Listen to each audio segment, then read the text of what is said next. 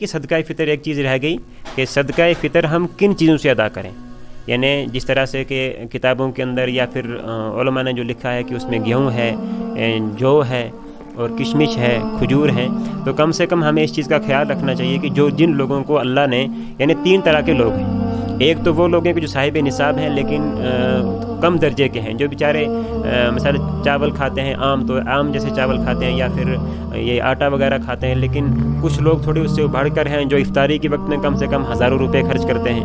جس کے یہاں افطاری 1000 کی ہوتی ہو، تو اب اگر وہ عید کے دن صدقہ فطر اپنی طرف سے 60 روپے دے گا تو یہ ناانصافی ہوگی۔ تو صدقہ فطر کے لیے یہ ہے کہ ہر بندہ اپنی حیثیت کو دیکھے، جتنا اللہ نے اس کو دیا ہے، یعنی جتنا وہ کما رہا ہے، اپنی اس کمائی کو خیال رکھے کہ کم سے کم اگر اس نے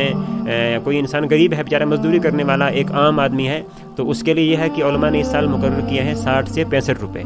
یعنی جو اس وقت میں گیہوں ہے تو گیہوں کم سے کم 1.25 کلو، اور اس کے علاوہ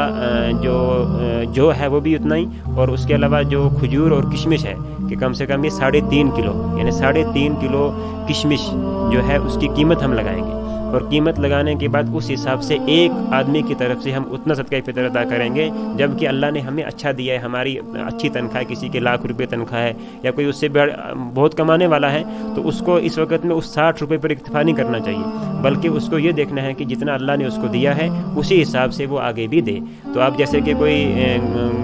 جو نیچے کے درجے کے لوگ ہیں ان کو بھی کوشش کرنی چاہیے کہ کم سے کم جتنا زیادہ ہو سکے، یعنی جیسے ہمارے گھروں کے اندر کھانا اعلیٰ قسم کا ہوتا ہے، لیکن جب اللہ کو دینے کی باری آتی ہے تو اس وقت میں جیسے ہمارے یہاں عام طور پہ ہوتا ہے اللہ نے ہمیں بہت سارا مال دیا ہوتا ہے، لیکن جب زکوٰۃ دینے کی باری آتی ہے تو ہم کہتے ہیں کوئی لنگڑی لولی بھیڑ ہو تو وہ ہم اٹھ کے زکوٰۃ اس کو دے دیتے ہیں کسی مستحق کو، تو ایسا نہیں ہے، بلکہ جیسا اللہ نے ہمیں دیا ہے کم سے کم اس چیز کا ہم خیال بھی رکھیں کہ قرآن پاک میں بار بار اللہ رب العزت نے خیرات، صدقات وغیرہ اور زکوٰۃ کے بارے میں بار بار یہ حکم آیا، اور اللہ نے فرمایا قد افلح من زکا، کہ وہ کامیاب ہو گئے کہ جنہوں نے صدقات دیے، جنہوں نے